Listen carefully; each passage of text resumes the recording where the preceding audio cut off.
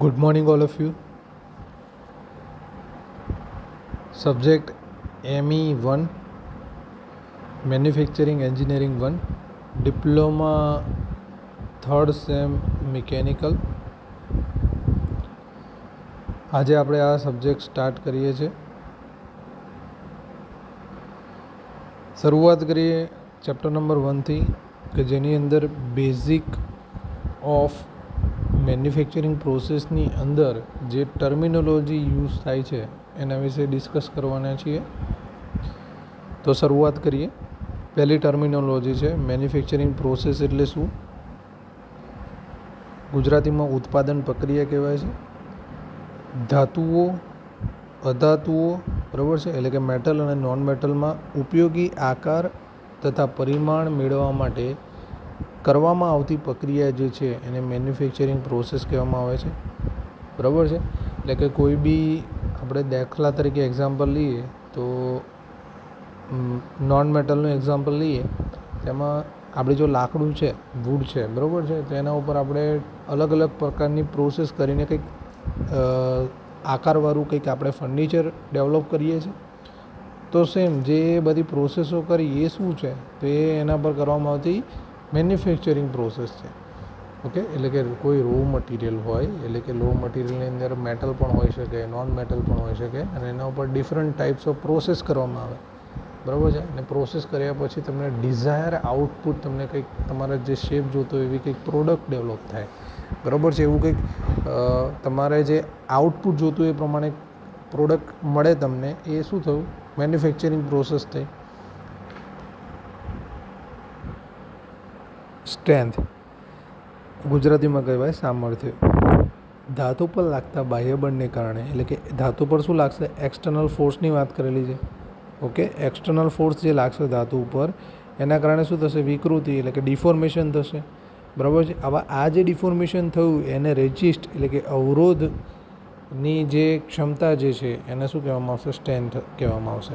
એટલે કે કોઈ પણ ધાતુ ઉપર એક્સટર્નલ ફોર્સ આપવામાં આવશે, એના કારણે ડિફોર્મેશન થશે. આ જે ડિફોર્મેશન જે છે એને રેજિસ્ટ, એટલે કે અવરોધ કરવાની ક્ષમતાને સ્ટ્રેન્થ કહેવાય. શાની સ્ટ્રેન્થ કહેવાય? મટીરિયલની સ્ટ્રેન્થ કહેવાય. બરાબર છે. વધારે સ્ટ્રેન્થ ધરાવતી ધાતુ હશે, એટલે કે મેટલ હશે, હાર્ડ હશે, વધારે સ્ટ્રેન્થ ધરાવતી હશે, તો એનું ડિફોર્મેશન અવરોધની ક્ષમતા વધારે હશે. તેના કારણે ઉત્પાદન પ્રક્રિયા જે છે એ વધારે મુશ્કેલ, એટલે કે કોમ્પ્લિકેટેડ થશે. હેવી મશીનરી યુઝ કરવા પડશે. ઓકે, નેક્સ્ટ છે ડક્ટિલિટી. ડક્ટિલિટીની વાત કરીએ તો એમાં એક ફોર્સ આવે છે, યાદ રાખવાનો છે, ટેન્સાઇલ ફોર્સ, એટલે કે તાણ પ્રતિબળ. ઓકે, ગુજરાતીમાં ટેન્સાઇલ ફોર્સ એટલે કે ઇક્વલ ઓપોઝિટ ડિરેક્શનની અંદર જે ફોર્સ લાગે, તમે યારા જોઈ શકો છો, બંનેની ડિરેક્શન કેવી છે? ઓપોઝિટ છે. બરાબર છે. એના કારણે શું થશે? તો વિદારણ થશે, એટલે કે રેપ્ચર થશે. ઓકે, રેપ્ચર થશે, એમાંથી તમે તાર ખેંચી જે શકશો, બરાબર છે, આકાર બદલી શકશો, એટલે કે પરમનન્ટ ડિફોર્મેશન થશે. બરાબર છે. આ જે પ્રોપર્ટી જે છે એને ટફનેસ, ડક્ટિલિટી કહેવામાં આવશે. બરાબર છે. એને શું કહેવામાં આવશે? ડક્ટિલિટી કહેવામાં આવશે, કે જેની અંદરથી ધાતુના તાર તમે ખેંચી શકશો ઇઝીલી. બરાબર છે. સારી ડક્ટિલિટી હશે તો એના કારણે મશીનિંગ અને ફોર્મિંગ, આ બંને જે પ્રક્રિયા જે છે એ બંને પ્રક્રિયા તમે ઇઝીલી કરી શકશો. ઓકે, નેક્સ્ટ છે મેલેબિલિટી. તો મેલેબિલિટીની વાત કરીએ તો એમાં કમ્પ્રેસિવ ફોર્સ, એટલે કે બંનેમાં ડિરેક્શન કેવી હશે? સરખી હશે. ઓકે, ઇક્વલ ડિરેક્શનની અંદર જે ફોર્સ લાગશે, બરાબર છે. કમ્પ્રેસિવ ફોર્સની વાત કરીએ છીએ આપણે, તેના કારણે શું થશે? રેપ્ચર થશે, વિદારણ થશે. બરાબર છે. હવે એ થયા વગરની વાત છે, એ થયા વગર શીટ બનાવી શકવાના ધાતુના ગુણધર્મને મેલેબિલિટી કહેવામાં આવશે. બરાબર છે. હવે મેલેબિલિટી જે છે એટલે કે તમારે પાતળી શીટ તમે બનાવી શકો એટલું તમે ધ્યાન રાખો. હવે એના માટે રોલિંગ અને ફોર્જિંગ પ્રક્રિયા જે છે એ ઇઝીલી તમે કરી શકો. રોલિંગ અને ફોર્જિંગ. પહેલાંમાં કઈ હતી? મશીનિંગ અને ફોર્મિંગ. ઓકે, નેક્સ્ટ છે ટફનેસ. ટફનેસની વાત કરીએ તો ટફનેસની અંદર આંચકા, એટલે કે શોક, અને આઘાત, એટલે કે ઇમ્પેક્ટ ફોર્સ, આ બંને જે છે એ ધાતુ ઉપર લાગશે. બરાબર છે. ત્યારે શું થશે? એમાં ભંગાણ, એટલે કે ફ્રેક્ચર થયા વગર, ધાતુના ફ્રેક્ચર કાં તો બેન્ડ થયા વગર જે રેઝિસ્ટ કરશે ટફનેસ કહેવાશે, મટીરિયલની ટફનેસ કહેવાશે. બરાબર છે. કોઈ બી એક્સટર્નલ શોક, ઇમ્પેક્ટ લોડ એ લાગશે ત્યારે એમાં કોઈ પણ જાતનું ફ્રેક્ચર નહીં થાય. ઓકે, અથવા બેન્ડ પણ નહીં થાય. તો એ જે રેઝિસ્ટ કરશે એ જે પ્રોપર્ટી જે છે એને શું કહેવામાં આવશે? ટફનેસ કહેવામાં આવશે. નેક્સ્ટ છે હાર્ડનેસ. હાર્ડનેસ એટલે કોઈ પણ ધાતુ પર તેનાથી વધુ સખત ધાતુ કે પદાર્થ દ્વારા સ્ક્રેચીસ એટલે કે ઉઝરડા, ઘર્ષણ એટલે કે વિયર, પેનેટ્રેશન એટલે કે ભેદન, અપકર્ષણ એટલે કે એબ્રેશન, સુઘટ્ય વિરૂપણ એટલે કે પ્લાસ્ટિક ડિફોર્મેશન, કર્તન એટલે કે કટિંગ. આ જે બધું જ જે છે એ અવરોધવાના ધાતુના જે ગુણધર્મોને હાર્ડનેસ કહેવામાં આવશે. એટલે કે જેમાં scratches, wear, penetration, abrasion, plastic deformation, cutting આ બધું રેઝિસ્ટ કરશે એને હાર્ડનેસ કહેવામાં આવશે. નેક્સ્ટ છે ઇલાસ્ટિસિટી. ઇલાસ્ટિસિટી એટલે તો ઇલાસ્ટિસિટી જે છે એ ધાતુનો તણાવનો ગુણધર્મ એટલે કે ટેન્સાઇલ પ્રોપર્ટી છે. ઓકે, ટેન્સાઇલ ફોર્સ વિશે આગળ સ્ટડી કરેલી. ઓકે, શું કહેવાય ટેન્સાઇલ ફોર્સ? ઓકે, આ કઈ પ્રોપર્ટી છે? ટેન્સાઇલ પ્રોપર્ટી છે. આ ગુણધર્મ ધરાવતી ધાતુમાં બળ આપતા જે વિરૂપણ થશે, ડિફોર્મેશન, બળને દૂર થતાં પોતાની મૂળ આકાર એટલે કે સામાન્ય આપણે એક્ઝામ્પલ લે તો રબર. ઓકે, તો રબર એક્સટર્નલ ફોર્સ આપશો તો એનો શેપ ચેન્જ થશે, પછી એક્સટર્નલ ફોર્સ તમે લઈ લેશો તો એના મૂળ શેપની અંદર આવી જશે. તો એ પ્રોપર્ટીને ઇલાસ્ટિસિટી કહેવાય. બરાબર છે. નેક્સ્ટ છે મશીનેબિલિટી. ધાતુ પર મશીનિંગ પ્રક્રિયા કરવા માટે પ્રાપ્ત પરિસ્થિતિ પરિબળો સાથે ધાતુની મશીનિંગ પ્રક્રિયા કેટલી સરળ અથવા મુશ્કેલ છે તે જે પ્રોપર્ટી જે છે એને આપણે મશીનેબિલિટી તરીકે ઓળખીએ છીએ. ધાતુની મશીનેબિલિટી માપવા માટે ટૂલ લાઈફ, ટૂલ વિયર, કર્તન બળ એટલે કે કટિંગ ફોર્સ, સરફેસ ફિનિશ એટલે સપાટી સમાપન, આ જે બધા ફેક્ટર જે છે એને કન્સિડર કરવામાં આવે છે મશીનેબિલિટી માપવા માટે. ટૂલ લાઈફ, ટૂલ વિયર, કર્તન બળ એટલે કે કટિંગ ફોર્સ, સપાટી સમાપન એટલે સરફેસ ફિનિશ, આ જે ફેક્ટર જે છે એને કન્સિડરેશનમાં લેવામાં આવે છે. બરાબર. નેક્સ્ટ છે બ્રિટલનેસ. બ્રિટલનેસ એટલે ધાતુ પર બાહ્ય બળ આપો. હવે આની અંદર શું થશે? કાયમી વિરૂપણની વાત કરીએ એટલે કે પરમેનન્ટ ડિફોર્મેશનની વાત કરીએ. ધાતુનો તૂટવા એટલે બ્રેકિંગના ગુણધર્મને કંઈ એક્સટર્નલ ફોર્સ આપશો અને ધાતુ તૂટી જશે. બરાબર છે.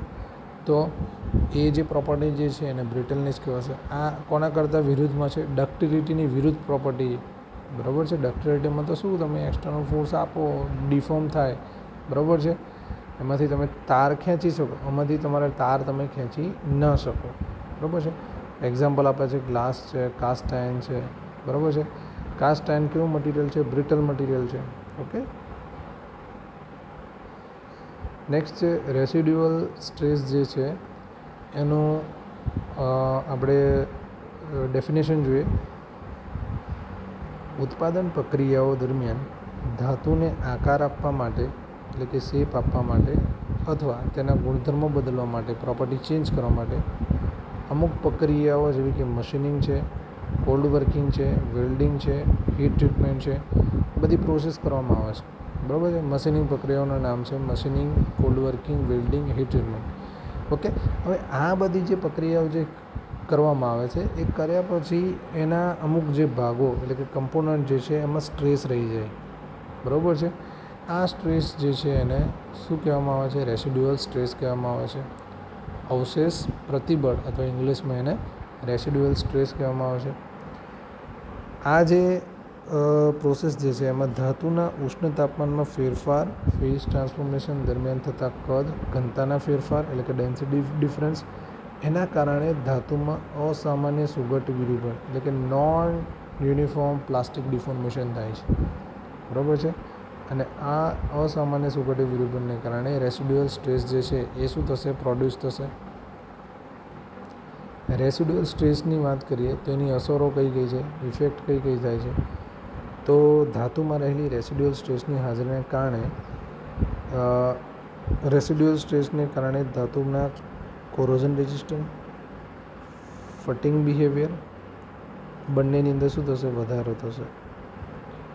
ધાતુના દાગીનાને મશીનિંગ કરતી વખતે માપોની ચોકસાઈ મળતી નથી. ઓકે, મશીનિંગ દરમિયાન દાગીનો મરડાઈ શકે છે. હીટ ટ્રીટમેન્ટ કાસ્ટિંગ પ્રોસેસ કાળજી રાખવામાં ના આવે તો રેસિડ્યુઅલ સ્ટ્રેસના કારણે શું થશે? ક્રેક્સ થશે, તિરાડ પડશે, ફાટી જશે, મરડાઈ જશે. ઓકે, રેસિડ્યુઅલ સ્ટ્રેસની હાજરીના કારણે ધાતુમાં સેફ સ્ટ્રેસ લિમિટ જે છે એ બદલી જાય છે. રેસિડ્યુઅલ સ્ટ્રેસ જે છે એમાં ધાતુમાં દૂર ન કરવામાં આવે તો ધાતુના દાગીનાની તાકાત એટલે કે સ્ટ્રેન્થ, આયુષ્ય બંનેમાં શું થશે? ઘટાડો થશે. ઓકે, એટલી ઇમ્પોર્ટન્ટ છે કે ધાતુના ઉપયોગમાં લેતા પહેલાં એમાં રેસિડ્યુઅલ સ્ટ્રેસ જે છે એ દૂર કરવું જરૂરી છે. બરાબર છે. પછી રિક્રિસ્ટલાઇઝેશન ટેમ્પરેચરની વાત કરેલી છે, પુનઃ સ્ફટિકીકરણ તાપમાનની વાત છે. તો ડેફિનેશન જોઈએ.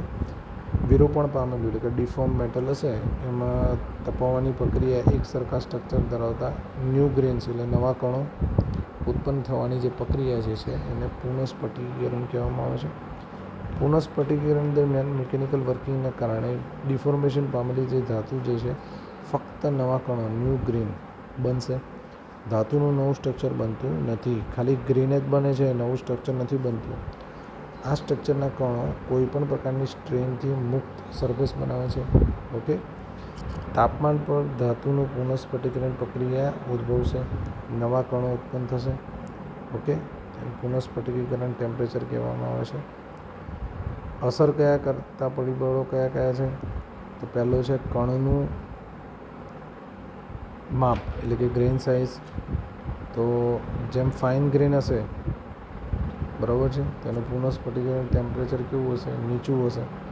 અને જો કોર્સ ગ્રેન હશે એટલે મોટી સાઇઝના હશે તો ટેમ્પરેચર કેવું હશે? પુનઃસ્ફટિકીકરણ ટેમ્પરેચર વધારે હશે. બરાબર છે. પછી પ્રેઝન્સ ઓફ ડિઝોલ્વડ એલિમેન્ટ એટલે કે જે ધાતુની અંદર વિલીન થયેલા તત્વો છે એની હાજરીનો વાત કરીએ તો એના કારણે શું થશે? તાપમાન શુદ્ધ ધાતુના પુનઃસ્ફટિકીકરણ કરતાં કેવું હશે? ઊંચું થઈ જશે. બરાબર. નેક્સ્ટ છે ડિગ્રી ઓફ કોલ્ડ વર્ક. તો ડિગ્રી ઓફ કોલ્ડ વર્કની અંદર જે ધાતુમાં શીત કાર્યનું પ્રમાણ વધારે હોય, ઓકે, શીત કાર્ય એટલે કે કોલ્ડ વર્કનું પ્રમાણ વધારે હોય, પુનઃસ્ફટિકીકરણ એટલે કે રિક્રિસ્ટલાઇઝેશન ટેમ્પરેચર શું થશે? વધારે નીચે જશે.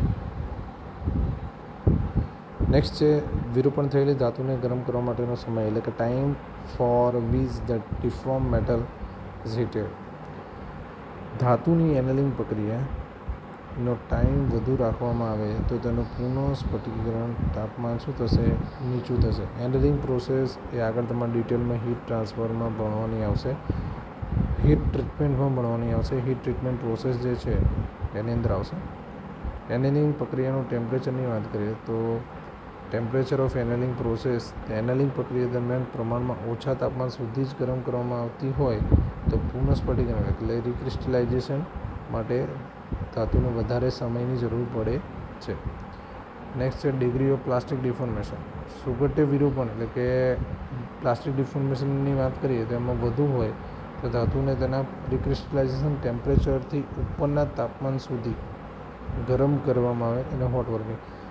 આનું સિમ્પલ સમજવું હોય તો રિક્રિસ્ટલાઇઝેશન ટેમ્પરેચરથી ઉપર હોય, ઉપરના ટેમ્પરેચર પર હોટ વર્કિંગ આવશે. ઓકે, અને નીચેના ટેમ્પરેચર ઉપર cold working. Okay, recrystallization above the recrystallization hot working, below the recrystallization cold working. Okay, તો આ સાથે આ ટૉપિક અહીં પૂરો કરીએ છીએ. Okay, good bye, thank you.